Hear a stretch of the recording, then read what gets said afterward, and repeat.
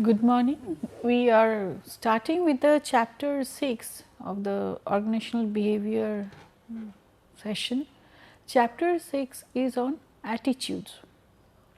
Here in this chapter, we will come to know about the understanding of the nature of attitudes, functions of attitudes and changing of attitudes, what are the nature of employee attitudes like job satisfaction, job involvement, organizational commitment, emotions, work moods, employee engagement. We will get an overview of emotional intelligence. We will study effects of employee attitudes on changing employee attitudes. We will get an understanding of the nature of values, differences and similarity with the values and attitudes.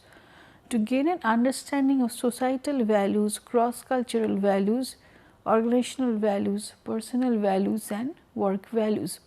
The whole discussion on attitudes will be spread through 3 lectures.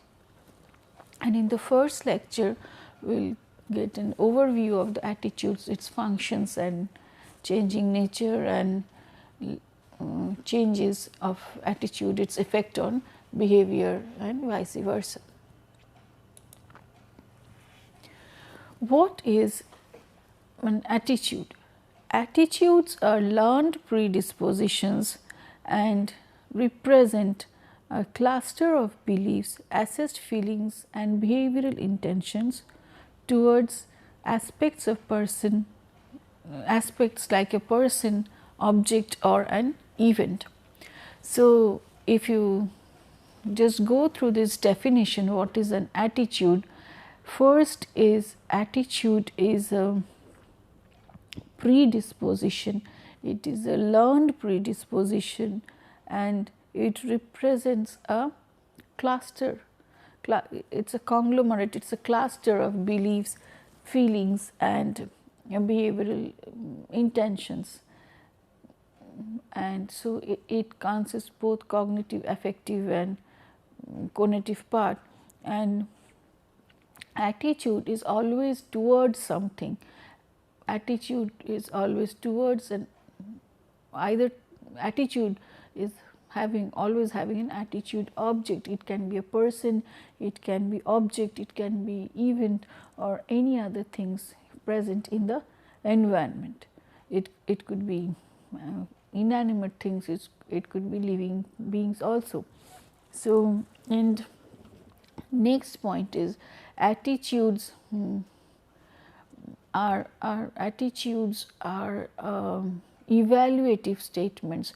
So, as the attitudes always have your views, it is a judgmental thing about it is either favorable or unfavorable concerning objects, people or events, and it tells about a persistent tendency.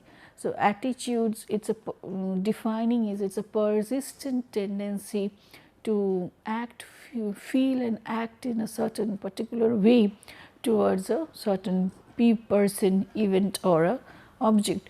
So, first attitude it's a predisposition, attitude is learned, it is having positive or negative feeling towards certain objects, people or things, and it is persistent in nature, and these are beliefs.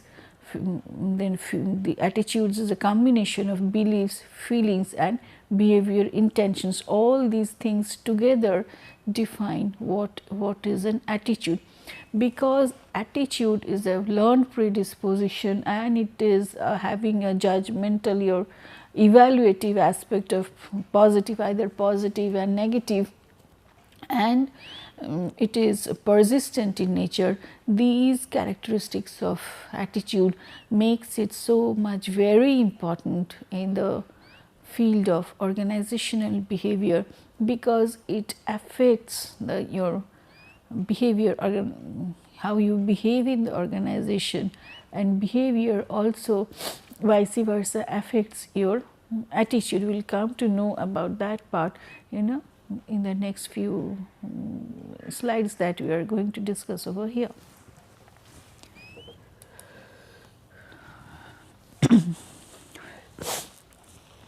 Recent research suggests that attitudes significantly predict behaviors when moderating variables are taken into account. So, what we have discussed is attitude is a behavior intention. It is not the behavior per se, but it is an intention to behave in certain way.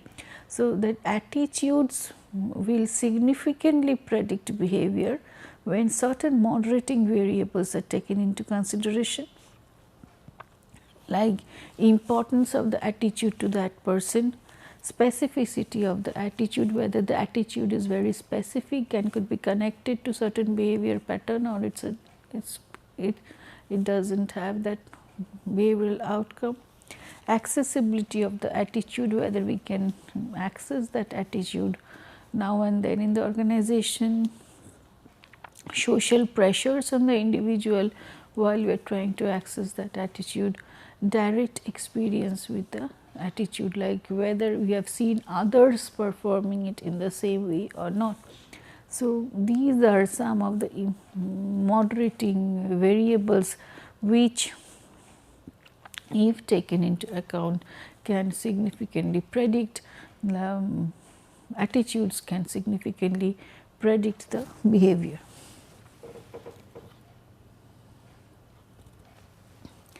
The three components of attitudes are, first of course is the belief part, which is the established perception about the attitude object. These beliefs develop from past experience and learning. Feelings are the positive or the negative evaluation about the attitude object, and behavioral intentions are motivations to engage in a particular behavior with respect to the attitude object. Now, formation of attitude takes place through various sources. First is of course direct experience with the object, like if you attitudes can develop from a rewarding or a punishing experience with an object, then you do certain things and you get punished for it or you get praised for it, you try to repeat that attitude and as a result it develops. Classical conditioning, people develop association between various objects and various reactions that accompany them. So, you develop certain special feelings, positives or negatives, to certain people, to certain objects, and you try to attach your emotions to it. Operant conditioning, attitudes are reinforced either verbally or non-verbally and tend to be maintained, which leads to your direct experience. Vicarious learning, where person learns something by observation of others, like when you are not able, when the person is not able to have a first hand experience with the attitude, observing others with that attitude and the outcome they are facing as a result of it. So, outcome of these attitudes help them to learn those attitudes, and that process is called process of vicarious learning.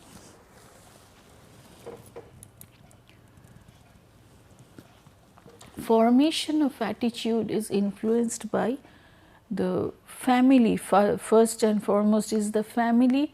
As we discussed in earlier sessions also, family plays a very important role in development of the personality pattern, development of attitude. So, by learning from your family members, you get to know like what is the attitude through process of vicarious learning or through direct experience. When you get rewarded or punished for certain attitudes within the family, then it plays a major role in it.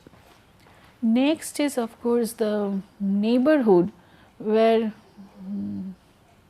in neighborhood what happens, the as others are present, so neighborhood sometimes praises certain behavior and sometimes it doesn't praise certain behavior. As a result, you get a feedback of what is what attitude you should continue and what it is that you should not continue with. This type of thing, this type of attitude plays this in this way, neighborhood plays a major role in your attitude formation. Then economic status and occupation of the person. In economic status and occupation of the person, what happens, your economic status and occupation allows you to nurture certain attitude or doesn't allow you to nurture certain attitude. So, in that case, economic status plays a very important role.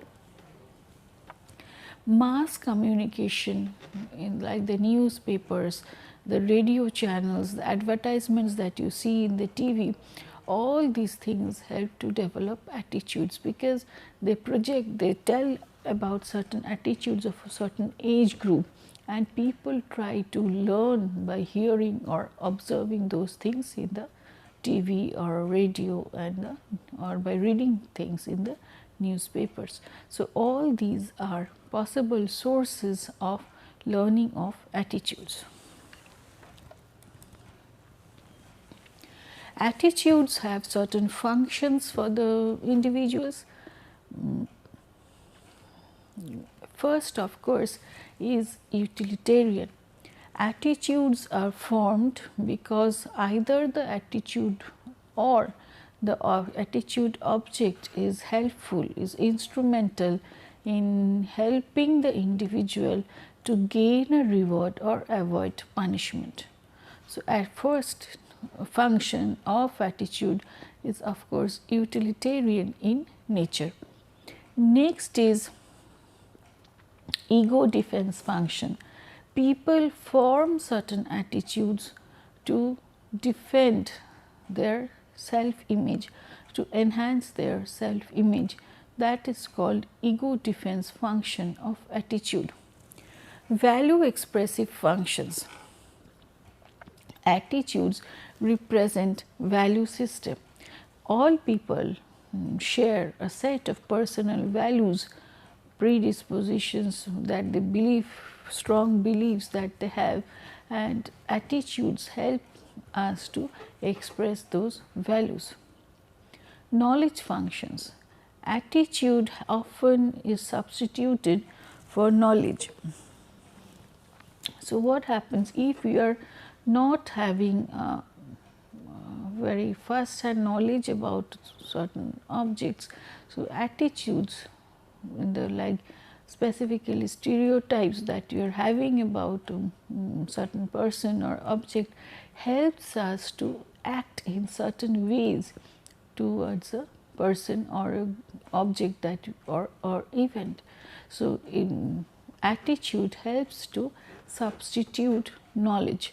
It's often like in the absence of knowledge, attitude is used to organize and make sense of the perceived object. So, suppose you are meeting a person for the first time and from you do not know the details of the person per se, his perception, his motivation, his personality pattern or certain other things which defines the individuality of that person.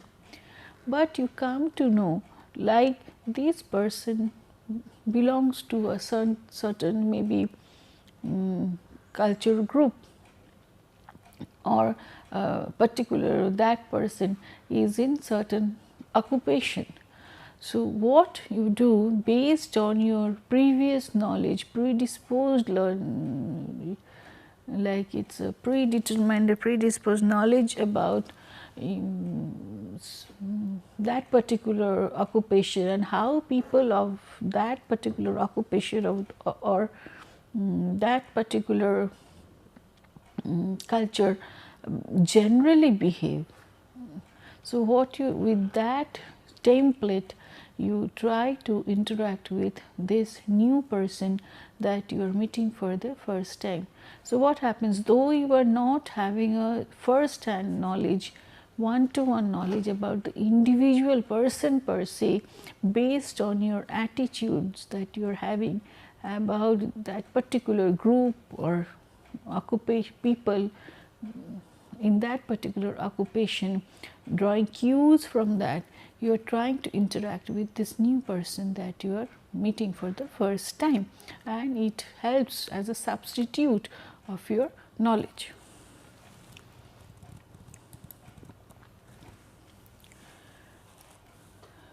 Do attitudes predict behavior? It's not always true. People's expressed attitudes often don't predict their behaviors. When do attitudes predict behavior is when the social influences on our attitudes are minimized, when attitude especially relevant to the observed behavior. The stronger an attitude, the more likely it will predict behavior. So while we're talking of like do attitudes predict behavior, so like we may tell like it's smoking is harmful for health, or so we see it. So but when asked, a chain smoker is asked like, do you want to quit, the act of quitting is sometimes is what you don't see. So though they may know, they may have the attitude, okay, it's harmful for health, while asked for quitting, that there is a gap between that attitude that the person has and the actual act out when you talk of practicing it in behavior. So there is a, when it is a behavior intention and actual behavior, you find the gap in that. So when really attitude predicts behavior is when social influences are minimized. So in some you have like let leave sort of happy and let leave sort of attitude towards your life, and when the social influence on it is minimized, you practice it in your behavior like happy go lucky sort of behavior. So when attitude again is specifically relevant to the observed behavior, or when the stronger the attitude, it will, if you have very strong attitude, if you strongly believe in certain things, then maybe you try to practice that thing also. Like if you strongly believe like environment is to be protected, and you feel for the environment and its protection, then what you do is maybe you join a group with like Greenpeace and other things which actively practices environmental protection projects and all these things, so that whatever you share as an attitude, whatever you believe, you strongly have an attitude towards, you can practice it in reality, and in that case your attitude will predict your behavior.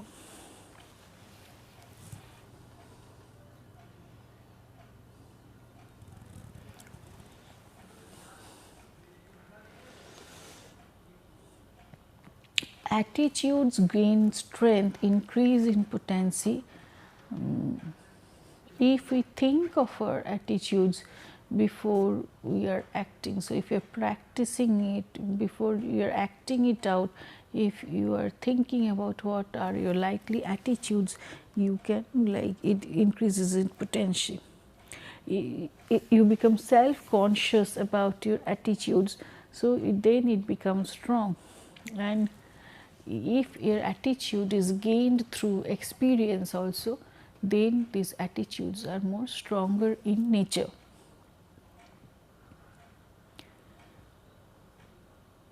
Next, opposite thing is, do our behaviors influence our attitudes about things? Yes, it is true. Like, why? Because what happens, these are two things like we have mentioned over here, is role playing and foot in the door phenomena. Is role playing while trying to act out certain roles, then what happens here, you do, the role demands certain type of behavior and attitudes, and as a part of playing that role you start developing and showing that attitude. And there is a great experiment done on the prisoners and the jailers. When the roles are reversed, it was found that the jailers were originally, when the jailers were there and the prisoners were there, the prisoners complained about the tortures and the torments done to them by the jailers. But when there was a role reversal, that is, the jailers played the role of the prisoners and the prisoners played the role of the jailers, the jailers also, the prisoners who were now playing the role of the jailers were acting in the similar fashion like that of the jailers, like the similar torturing and tormenting roles, attitudes. So it was seen like the role reversal, role playing developed certain attitudes in the people.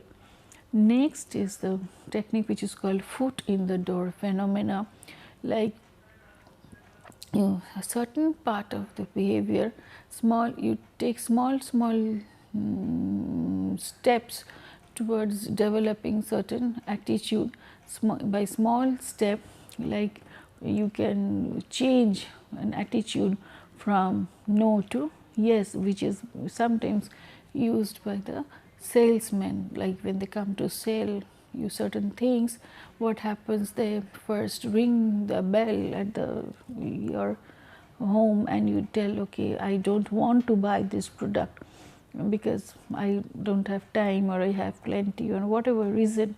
So what they will, maybe they try to do is give me 2 minutes time so that I can explain about the utility of this product and certain things. That 2 minutes is very crucial for the salesperson, and if he is efficient enough, smart enough, he can change that negative attitude towards buying that particular product, which was no, to situation where the person buys the product and it becomes yes. So that is the foot in the door technique. Like by small steps, increasingly small steps, you try to gradually change the attitudes, and in that way the behavior influences attitude.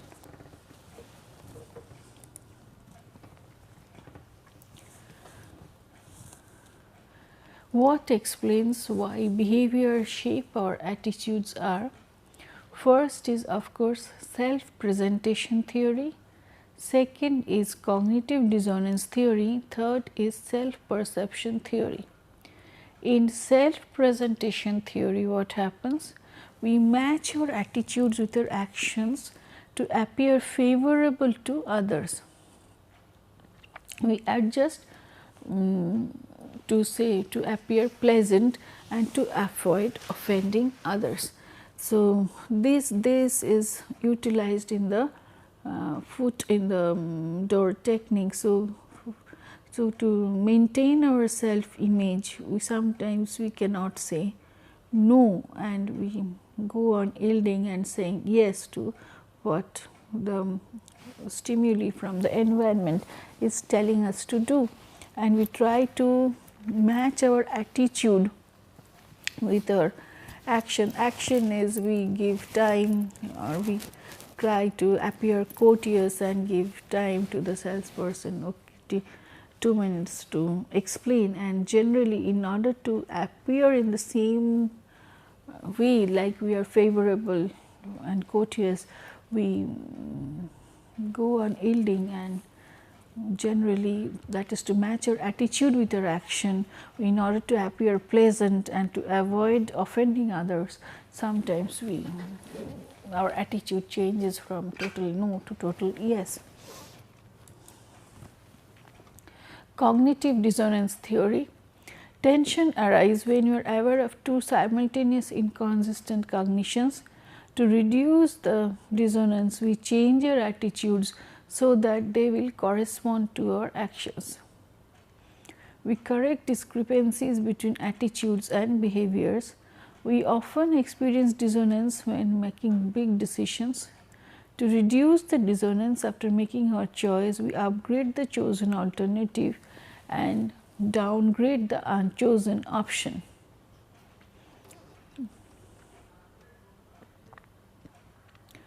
So, what happens, like in this situation, if you are having two thought processes which are conflicting in nature, and then what happens, we are having a dissonance in our mind, a disturbing situations in our mind.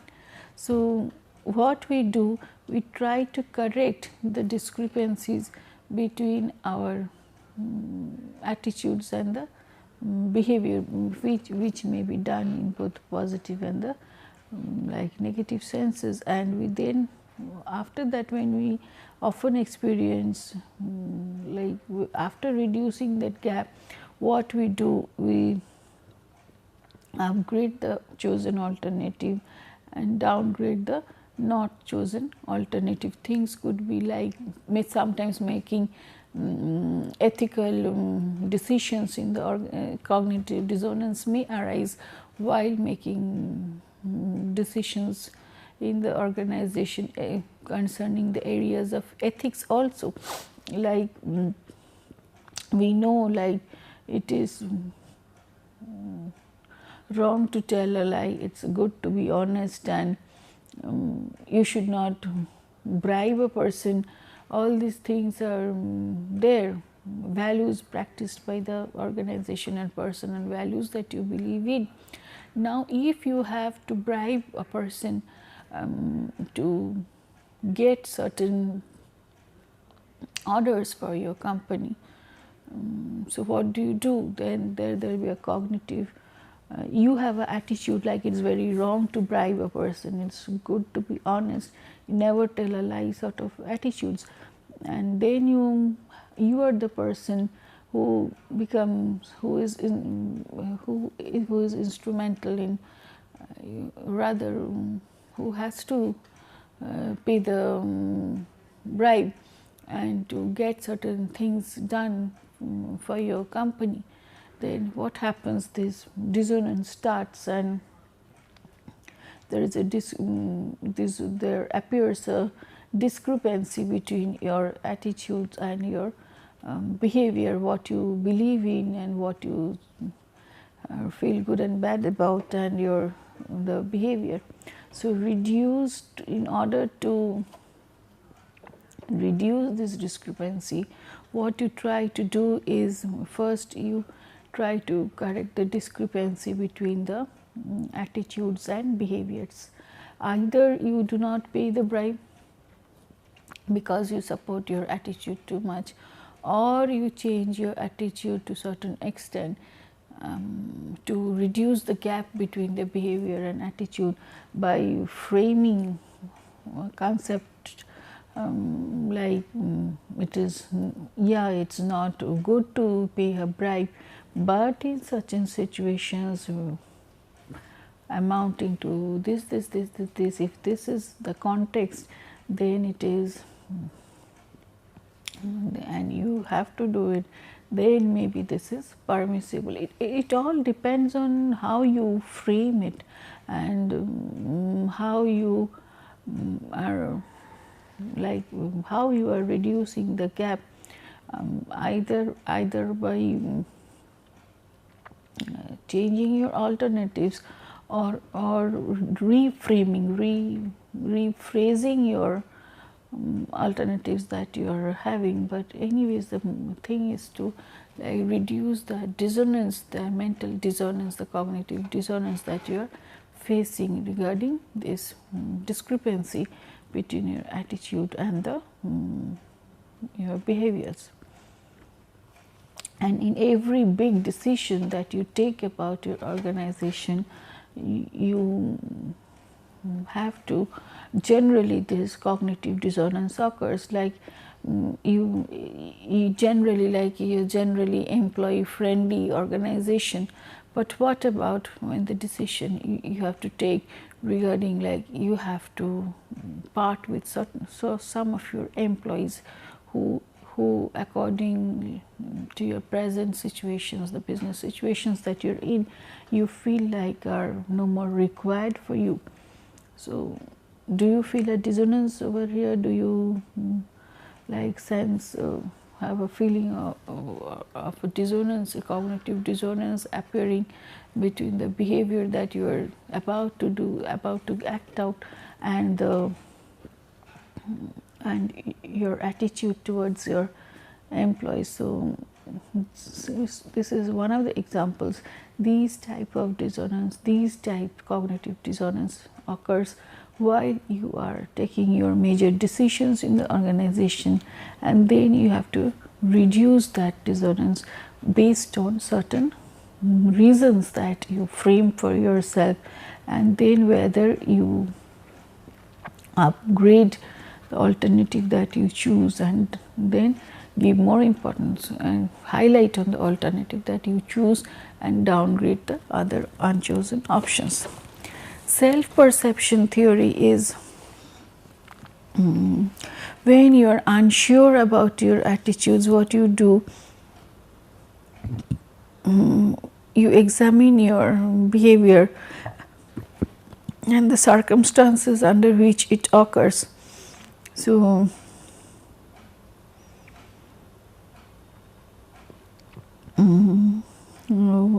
this is an experiment where Wells and Petty had subjects test headphone sets by making either vertical and horizontal head movements while listening to radio editorial. So what happened? Those who were nodding their heads up and down agreed with the editorial most, and it is associated with yes response. So what happens, like when you are testing the head, this particular body movements of moving, nodding the head in a position which generally is the accepted way of telling yes, like moving your heads up and down.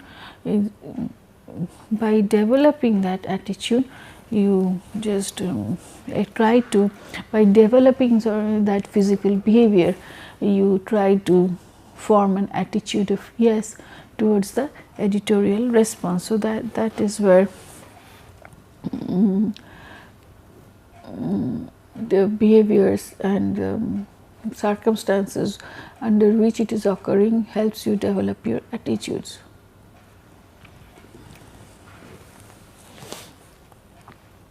So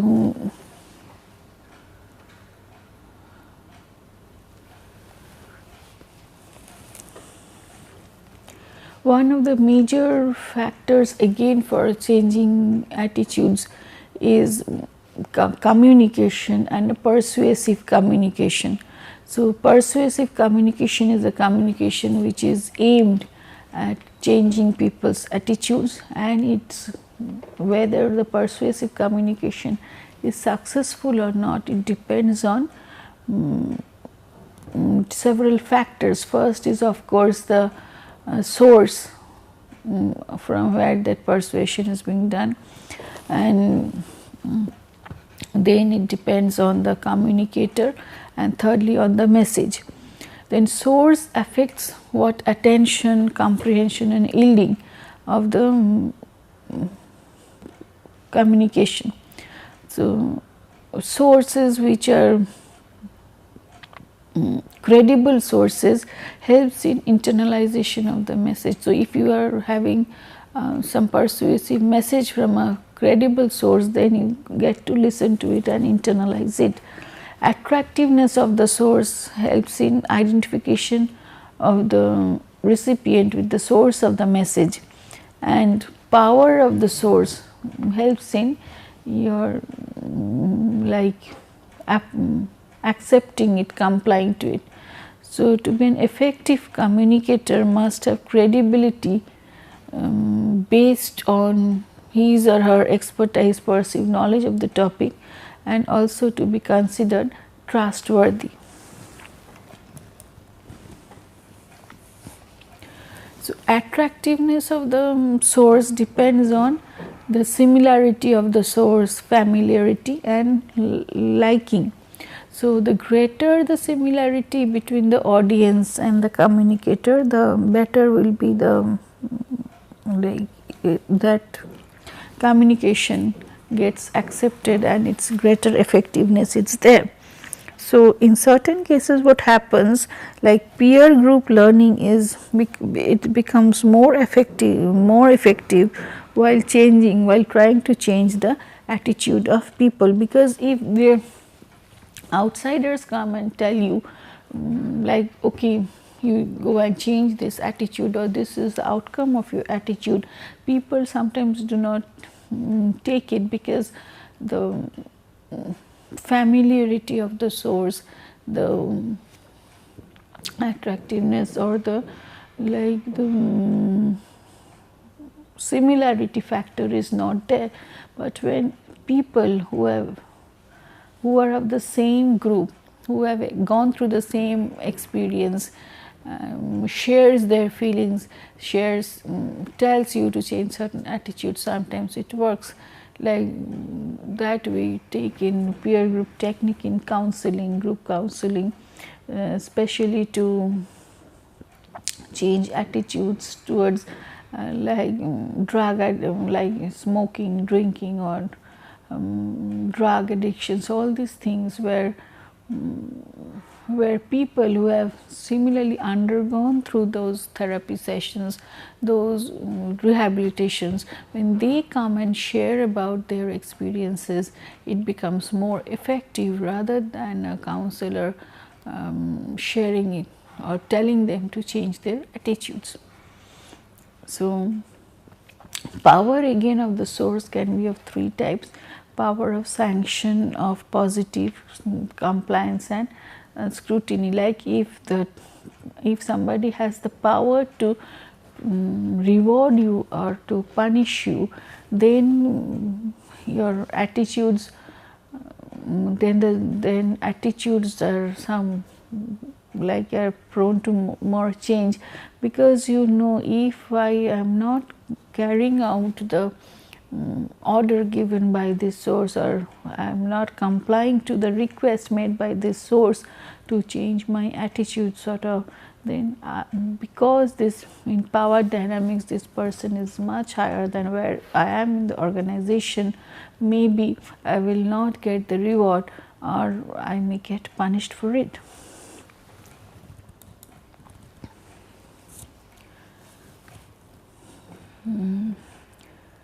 So, the way the message is presented is also very important, like whether it presents both sides of the argument or not. So, whether it is reaching a conclusion, explicit or implicit conclusion. So, whether it message provokes fear or not, and whether it is making its strongest argument first or last, all these determines the attractiveness of the message and the effectiveness of the message. So, but all said and done, if the same person is communicating to two different groups, it it may be possible that the attitude of one group is being influenced by the attitudes of the other group is not getting influenced, because again there are individual differences, factors like age, sex, intelligence, and these are audience variables which may affect the attitude change, whatever be the nature of the source, communicator, and the nature of the message, but audience variables are also responsible for understanding whether an attitude gets changed or not. Like many studies have found that women are more susceptible to persuasion than men, because it is culturally determined. Like sometimes the argument is that it is culturally determined that women have greater pressure to feel to conform to others' opinions and expectations, or rather women have superior verbal skills to which makes their ability to understand and process verbal arguments in a much better way, so they can comprehend in a better way what the message is all about, what it asks to change, what it wants to comply with, and as a result attitudes are changing.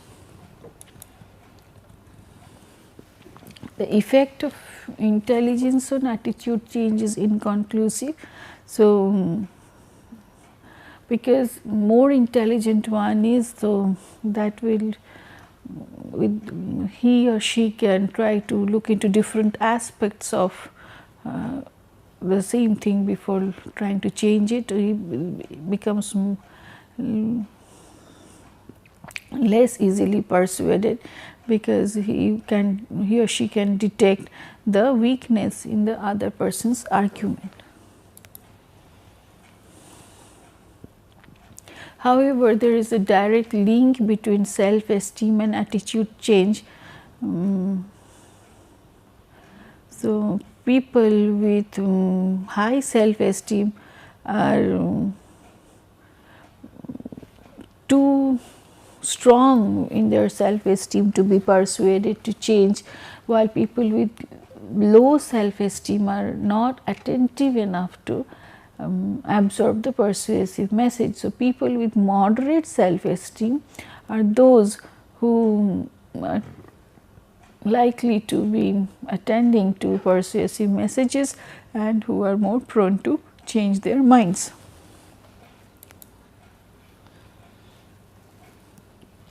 So, like persuasive messages are in face-to-face communication, it becomes more effective, because you can explain facts which you can monitor their behavior, try to see how the other person is reacting to what you are telling, and then you can monitor your own behavior and the ways you address the other people, and it becomes much better as a mode of communication while you are trying to persuade other person as compared to mass communication. So, then the effects of persuasion like could be like direct effect, or it may be a sleeper effect while it is showing after a certain point of time. And also there is no surety, like once you have changed your attitude means it will be remaining changed for the next part of their life. People may revert back to their old attitudes when the situation, the environment supports the initial one. So, there could be changes are there, but stability of that change, or again it will revert back to the original situations or not, will depend again on environmental factors and other supportive factors present around.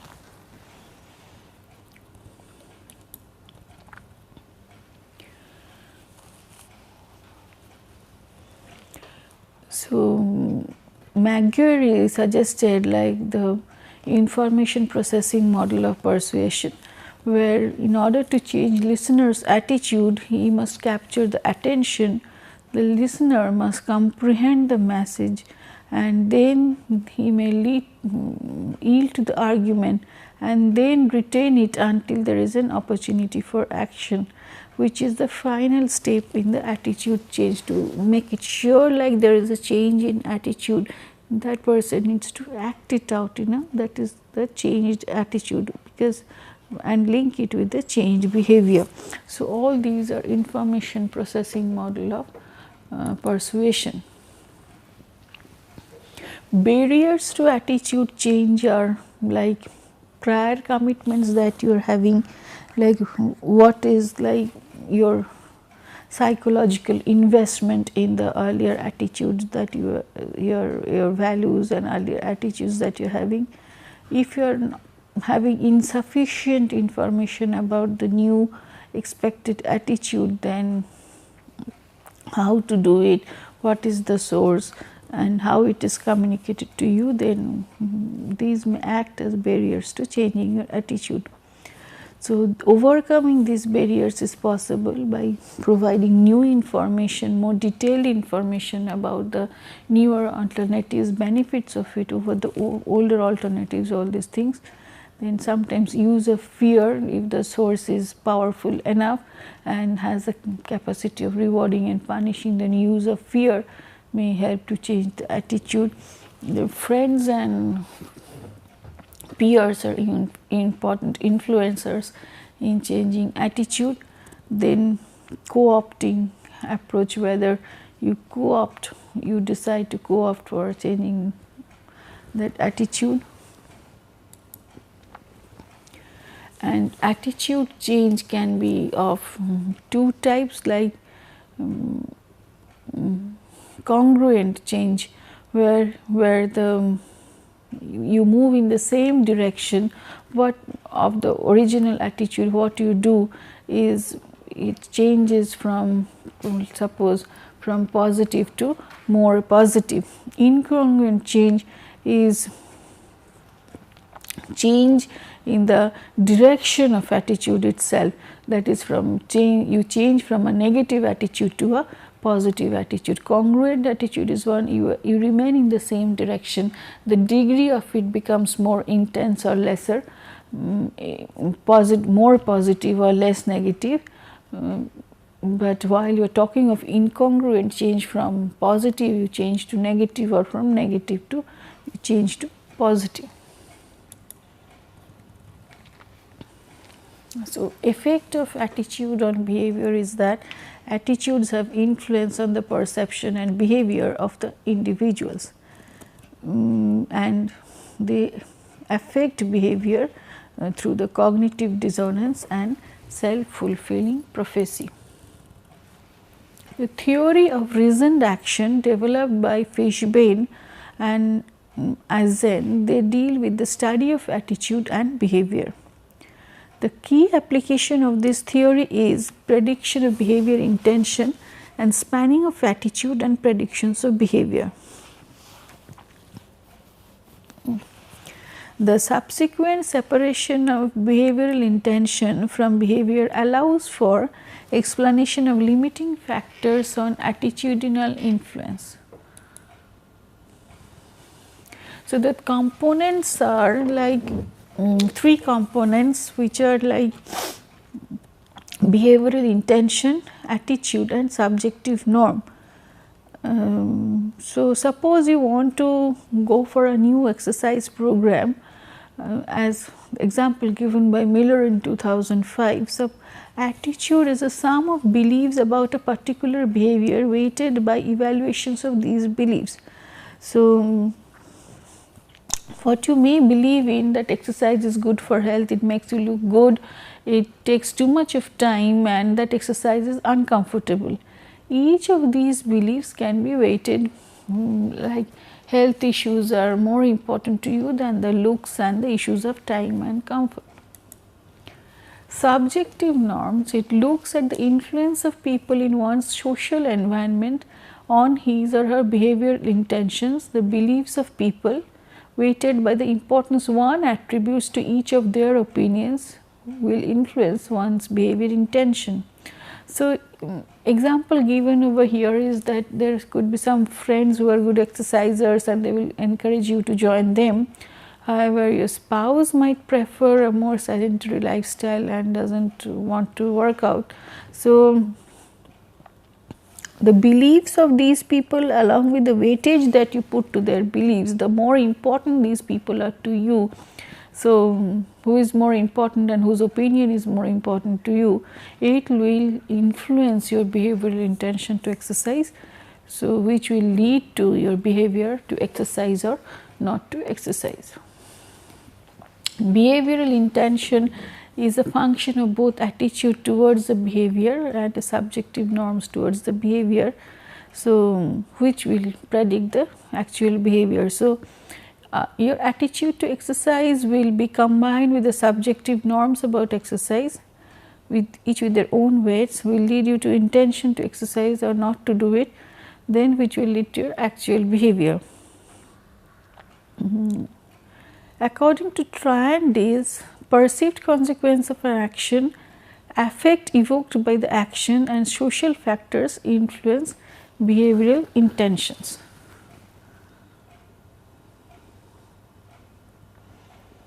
So, this can be simply represented by behavioral intention is a sum of like one's attitudes towards performing the behavior and the derived weights for it, and the social your subjective norm related to performing that behavior and the weightage that attached to it.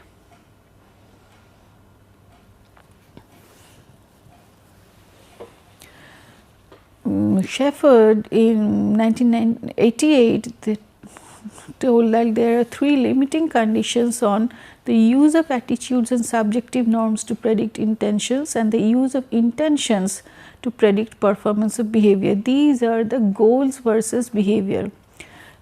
Distinction between a goal intention like an ultimate accomplishment of losing 10 pounds and a behavioral intention like I will take a diet pill and try to get instant like sort of loss of weight.